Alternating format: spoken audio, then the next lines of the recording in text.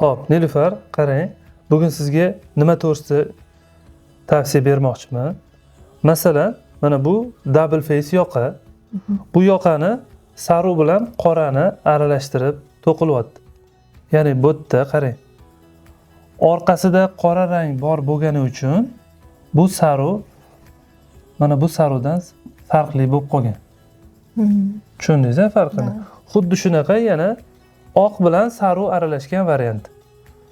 Mana bu oq bilan aralashgan variantida orqa tomoni oq bo'lgani uchun bu sariq original rangiga yaqinroq. Lekin oq tarafi bu oppoqdan farqli bo'lib qolgan. Orqasidagi rangi soyasi rangi o'zgartiradi. Shuni doim hisobga olishinglar kerak bo'ladi. Qora rangda orqasida sariq borligi uncha bilinmayapti. Lekin bu yoq tomon agar oldi tomon bo'lganda bu qorani soyasi tushadi.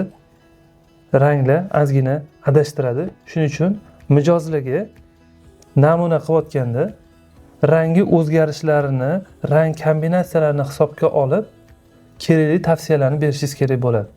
Xo'p, bo'ladi.